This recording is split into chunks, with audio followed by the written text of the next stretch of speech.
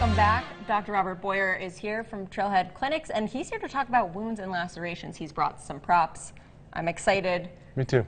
Good. Okay, so let's start with, I guess, just the obvious. What are you supposed to do when you cut yourself?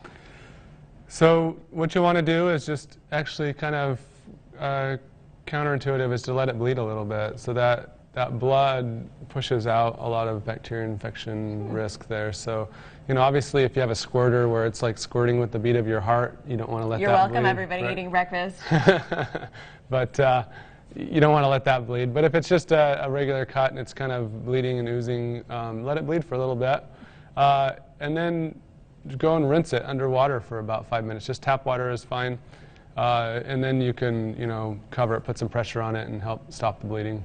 And that brings up a point, because this time of year, a lot of people, like, you know, a week or two ago, I was in the Flat Top Mountains backpacking, and if you're up in an area where, you know, you may or not have great access to things like that, a 60 cc syringe is great, because you can fill it up with fresh water, and then you can irrigate the wound under some pressure several times, and so that's a great thing to have and carry in your emergency kit, as well as this is just an ACE wrap. It's a Velcro ACE wrap. You can get them, you know, just over the counter, but this one's kind of nice because it goes on and it just Velcros. You don't have to have those little metal clippy things that are kind of pokey and annoying to deal with. So that's a great thing, because it can really it causes some, you know, has that elasticity to it, and so not only for a bigger wound will it help it to, you know, to kind of absorb some of the blood, but it'll also put some pressure on it to help it stop. So a couple things to carry in your emergency kit.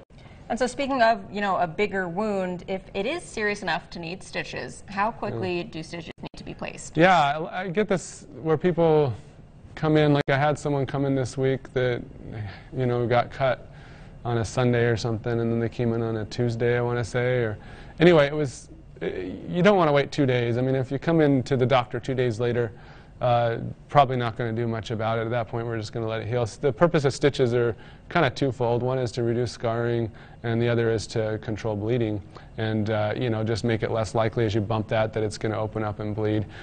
You know, and in our clinic, you know, we provide great access, so our members can usually call and get a same-day appointment, and we're able to see them that day and check it out and decide if it needs stitches or not. Plus, you know, they can send pictures or whatever as well. But there's lots of different ways to do that aren't going to the ER, urgent care, where it's much more expensive to get that care. And do you guys put in the stitches right there in your office? Yep, you bet. Yep. So it's no extra charge for our members, and it's just a great benefit to having a family medicine doctor that gives great access.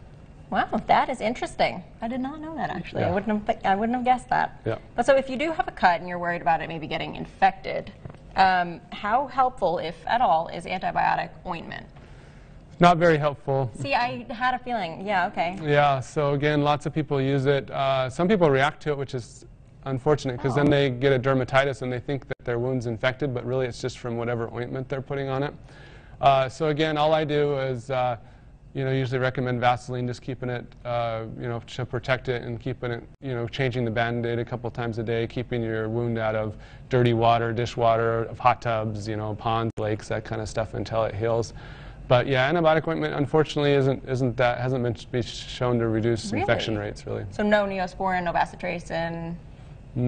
Probably not. Yeah, probably not very helpful. Now again, a lot of people use it for the ointment purposes, and I think that's fine. And if you've used it in the past and you don't react to it, it's probably not going to hurt. But so that doesn't necessarily help. But what about like hydrogen peroxide or maybe even betadine? That sounds a little bit serious for me, but not helpful. They actually impair wound healing. So what? It is not recommended to dump hydrogen peroxide or betadine. It makes it bubble it so yeah, yeah, I did that too as a kid, and yeah, it's just unfortunately those agents damage healthy tissue. So you don't want to you've already damaged your tissue. You don't want to damage the healthy tissue underneath and cause it to not heal. So I've had that too, where patients are like, oh, I have this wound and it's not getting better. What do I do? And I've been dumping a hydrogen peroxide in it every day, and I say, well, that's your problem, right? Like you just, you know, sometimes we're our own worst enemies when we're trying to help our bodies, and we're not really helping. Like the body, you know, don't smoke. That's going to impair your wound healing, right? Like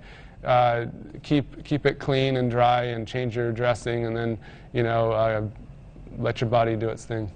right, so this last question, I guess going into this, I thought it was going to be an obvious answer, but you've been surprising me with the answers to these questions today. Superglue. Yeah. So Superglue is kind of a handy thing to have in your kit. So Okay, again, yep, there, I wasn't thinking that. Yeah, if you're out somewhere and you get a cut somewhere, I really wouldn't apply it near certain things like your eyes or whatever, but in certain areas, you know, that don't have a lot of movement, it can work pretty well. So like Regular on your superglue? forearm here, regular superglue, you know, you get a cut, you could push it together, you apply you apply a layer, you let it dry, you apply another layer. It's basically very similar to something we use in medicine called Dermabond or Liqua Band-Aid.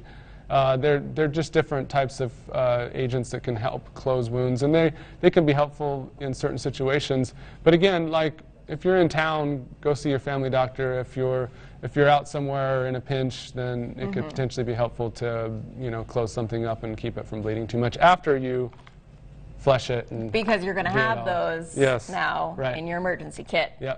All right. Well, I'm very surprised. I've learned a lot now. Thank you. Great. Yeah, but we're going to have all of this information on westernslopenow.com for you guys as well. And stick around because we'll be right back after the break.